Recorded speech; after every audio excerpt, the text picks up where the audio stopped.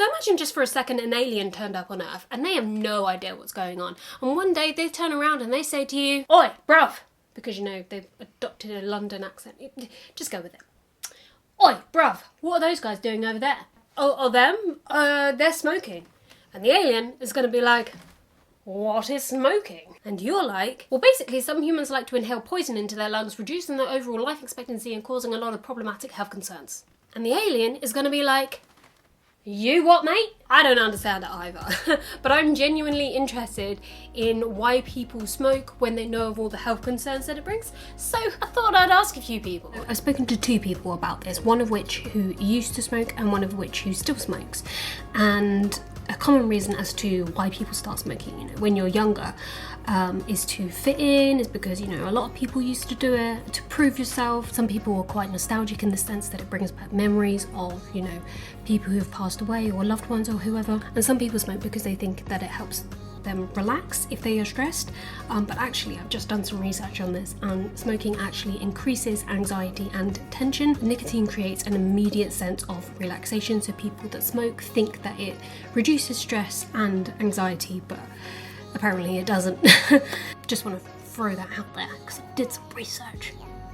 So the one who stopped smoking said that basically when they were a teenager they were quite reckless and they didn't really care about health issues because life seemed very dramatic and temporary at the time. And the second person said something very similar in the sense that they don't think long term, they're more of a short term person, so they don't really think too much of the future and they kind of just live for the here and now. So in regards to health concerns, it doesn't seem to appear to be on their immediate radar, if that makes sense. Which is in very contrast to how I think, because I've always been very health conscious and always been like worried about the future and my lungs and what's gonna happen. So it kind of opened my eyes to how differently a lot of people think who maybe don't have any health concerns wrong at the moment. So I just wanted to talk to a couple of people just to get a different perspective on this whole smoking thing. So anyway, back to the main video. Go. People spend £128 per month on cigarettes, so that's £1,500 a year and £15,000 over 10 years. And if you do smoke, there is actually a cost calculator, and I'll leave the link in the description to see how much you could save a month, a week, a year. Now, before we jump right into it, please note that this is just my opinion. I am very aware that people are entitled to their own choices. I chopped my hair up because it was just annoying me. So we all know the effects that smoking can have on our bodies, for example, COPD, heart disease, blood clotting, infertility, increase of having a stroke, lung cancer, throat and mouth cancer, kidney cancer, stomach cancer, cervical cancer. I could go on, but we would be here for a very long time. I don't know how that doesn't put people off. You know what I'm on about? Cancer and that. And that's just with non-CFers. When you have CF, you get all of that and more. Obviously, it's not good for people with cystic fibrosis because we've already got a lung condition. We don't need more health problems. This is interesting. So I've done a bit of research about CFers and smoking and what kind of effect it would have on the lung function. And here is something interesting for you in a study done in 2000. It's quite a long time ago. It was found that the FEV1, which is the forced expiratory? The FEV1, which is the first second that you blow out in the lung function, decreased by 4% for every 10 cigarettes smoked. And the FVC, which is the one that's overall, was reduced by 3% for every 10 cigarettes smoked. Obviously it increases exacerbations and IVs, just very obvious stuff really. Your lung function is going to decrease when you smoke and you have CF. Even breathing in secondhand smoke from other people is pretty poor, consistently I imagine, because it can cause weight loss or poor weight gain, as well as increased infections and decreased lung function by about 10%. So smoking is pretty bad when you got CF. What's the point of this video again? I think pretty much everyone knows someone who smokes, which is actually quite sad in a way, isn't it? Now let me tell you about a story, because there are people close to me who smoke and it breaks my heart. And one of those people is my brother. And I wanted to talk about this particular experience because he is my brother. He's my only sibling. So this is why I feel quite passionate about this subject. Let me set up the scene for you. I was about 15 years old, my brother was 18, and I remember I was looking for like a pair of glasses, like, you know, the fake glasses he used to wear all the time, and I knew that he had some and they were usually in his jacket pocket. So he wasn't in the house, so I went into his room, found the jacket, and I was looking through his pockets for the pair of glasses. Don't know why I needed the glasses anyway, and I didn't need them at that point, but anyway. And instead of finding the glasses, I found a pack of cigarettes. And I remember this so vividly, and I don't remember stuff that well. Like, if you ask me about my childhood, could not tell you Scooby-Doo, could not tell you anything about it, can't even remember Scooby-Doo. But this particular instance I do remember, and I found these pack of cigarettes. I just remember feeling shocked and numb, and I remember I stormed up to my dad and I held it out and I was like, did you know he'd started smoking? And my dad was like, yes. And I lost it. I was like, how could you let him smoke with my condition? Growing up, me being in hospital, getting infections, having IVs, taking pills and nebulizers and physio, how could you let him smoke? And my dad said, he's 18 now, it's his choice. And I felt so small, like I didn't even matter in this whole equation, which I guess in some ways I don't. You know, it was his decision to do that. It made me feel very disconnected from him in a way, and like I didn't matter in this whole thing. And I know that sounds really selfish, but when you live with a lung condition, primarily a lung condition, and you're watching your own brother damage his perfectly working lungs, it made me angry. I can't tell you how angry I was and upset. That's why I wanted to tell that story and call out my brother in a way, not to be nasty, not to hate on him, because I love my brother, I really do. That's why I have a lot of emotions around the whole smoking thing. I will be the first to admit this, that I tried a cigarette once and it was disgusting. I didn't even do it right, apparently, because apparently you're supposed to breathe all the way in. I can't breathe all the way in anyway. So I just coughing a lot, and it didn't taste very nice, and it stunk of it afterwards. Anyway, I'm gonna throw that out there so he doesn't think I'm a hypocrite. So how does smoking make me feel now?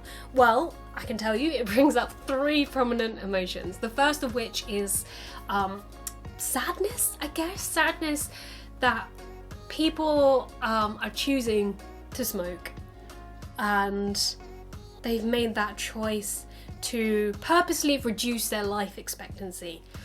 That makes me sad, and cause more health problems for themselves. That makes me sad and upset, and that leads me on to the second emotion, which is anger. I feel quite angry to see people make that choice to damage their lungs beyond repair, to create irreversible lung damage. And the third emotion is jealousy. I am jealous of the fact that these people started off with perfect working lungs, you know, no crap in there at all, nothing. They work like normal lungs. They are normal lungs, and people make that decision to be like, you know what, I'm gonna inhale these toxins, inhale this poison, and what do I need lungs for anyway? Breathing. It's only imperative to, you know, staying alive and being healthy, but you know, carry on. The thing about the jealousy part is that I would do anything, anything to have a pair of normal lungs, you know, fine working lungs. And like I've said, it upsets me because it's a choice for them. It's a choice for them to start smoking, to stop smoking. It's not a choice for me to just stop having CF, or to even have CF. If I had a choice, obviously I wouldn't. It just makes me very angry, as you can probably tell. I'm trying to hide it behind a smile, like I'm laughing, but inside I'm like, I feel like the, you know, the red-faced emoji I put up here over my face. It just annoys me that people have this choice, and I am fighting every day to keep my health, my lungs, as best as they possibly can be, in the hope that there is a cure one day. This is the whole thing I'm trying to get towards. It annoys me because they're taking their health, their lungs for granted. Health is the most important thing. And when you take your lungs for granted like that, it's just a bit of a slap in the face, isn't it? Because recently my friend with cystic fibrosis, she passed away, and she was waiting for a lung transplant for the whole year. She's been in hospital pretty much the whole year, and she passed away after complications from having a transplant. And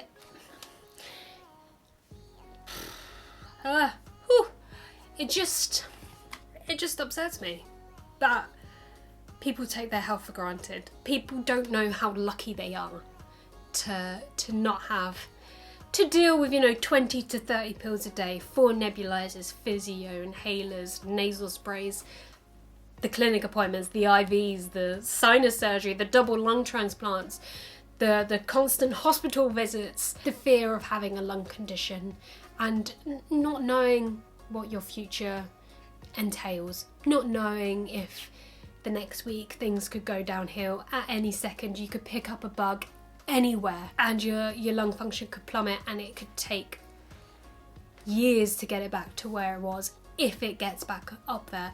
That's the reality of CF. I'm not trying to scare people who do have CF, because I'm pretty sure people with CF understand that reality. I just think that people who don't have CF and are smokers and maybe smoke around people with CF, maybe they need to understand that. I've heard that stopping smoking isn't an easy thing to do, but it can be done because so many people have done it and feel miles better for it. Again, like I say, I am aware that this is just my opinion. I am aware that people can make their own choices, whether that's to start or stop smoking. Some CFers don't give a monkeys. Don't give a monkeys about that people smoke.